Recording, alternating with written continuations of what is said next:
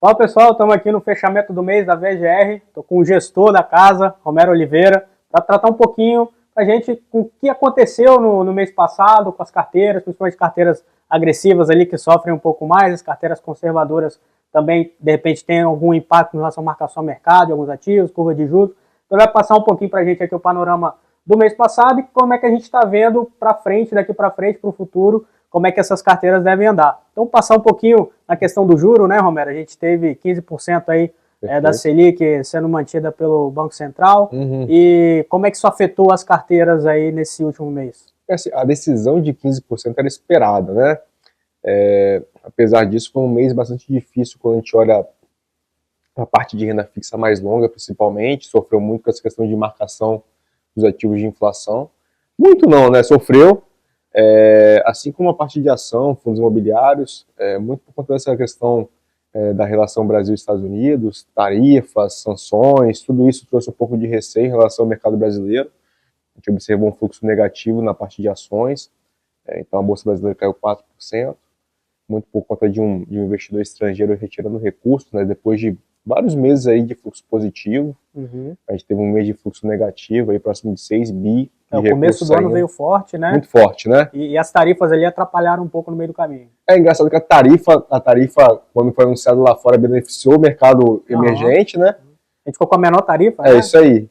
Mas agora você teve esse reflexo um pouco, acho que mais um ajuste à média, né?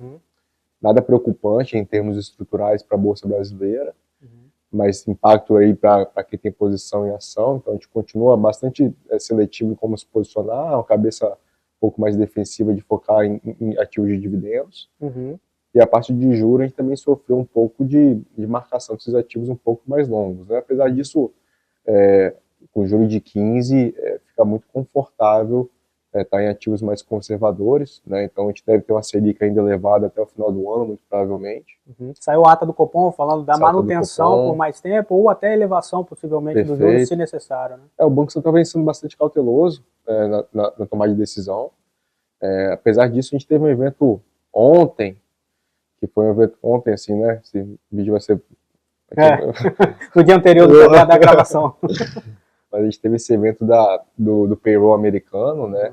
Onde você teve dados de criação de emprego abaixo do esperado, mas o que mais chamou a atenção foi a revisão dos meses passados para dados bem abaixo do que tinham sido divulgados. Então, o mercado americano começou a revisar as expectativas de juros nesse sentido, né? Lembrando que o Banco Central americano olha tanto atividade quanto inflação, então isso pode ser um pouco positivo no sentido de permitir o Banco Central americano cortar juros mais rápido. Então esse eu acho que é um grande destaque do mês passado em relação ao mercado internacional, essa revisão de crescimento dos Estados Unidos. E essa queda de juros nos Estados Unidos também abre espaço para a gente começar a reduzir juros no futuro também, né? Consegue contribuir de alguma forma aqui com a matriz estando baixando os juros, e fica mais fácil o nosso trabalho aqui, a filial, baixar juros em algum momento, apesar de que os desafios são diferentes, né?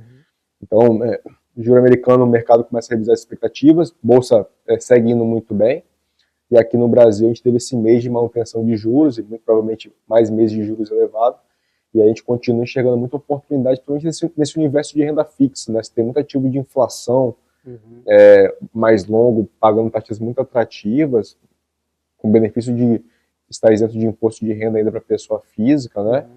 Na parte de ativo de risco em geral, fundo imobiliário, a gente tende a ser mais seletivo na parte de fundos de papel, e bolsa ali, quando a gente mantém os mandatos ali um percentual pequeno via de regra, sabendo que a gente tem um evento muito importante aí ao longo dos próximos trimestres, né, que pode ser determinante para a performance desses ativos.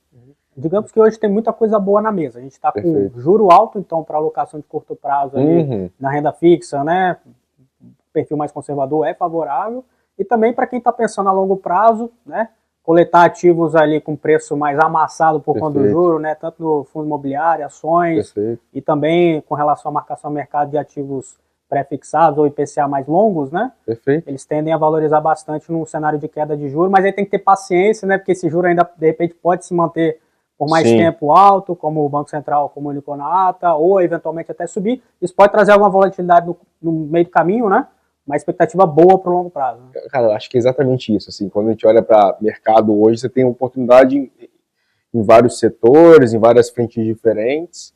Aí é muito mais uma questão do investidor se sentir confortável com isso que ele quer correr, mas nos parece que, mesmo para o investidor que quer tomar um risco maior, ele tendo essa paciência que você comentou, que eu acho que vai ser o grande determinante para ele conseguir ter esse retorno que ele projeta, nos parece um cenário muito favorável para você estar investindo em vários setores diferentes. É muito mais questão de peso, né? Uhum. Qual que vai ser o peso da carteira, e aí a gente vai buscando aproveitar essas oportunidades diariamente, né? Quando aparece, principalmente na parte de ativos de renda fixa, inflação, e aí a bolsa ali, fundos imobiliários, a gente tenta ser mais tático nas movimentações, visto que o cenário ainda é muito incerto, né? Uhum.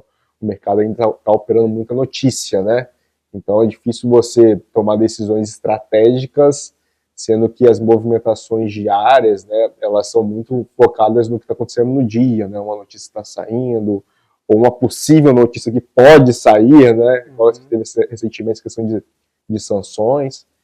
Então a gente tenta ser um pouco mais cauteloso nessa frente de renda variável nesse momento.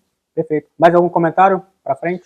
Eu acho que a nossa cabeça aqui, na parte de gestão, é tentar ter esse portfólio mais conservador, no sentido de aproveitar esse momento onde nós estamos sendo bem remunerados para ser conservador, né? Então, a gente tem o maior juro real do mundo, né?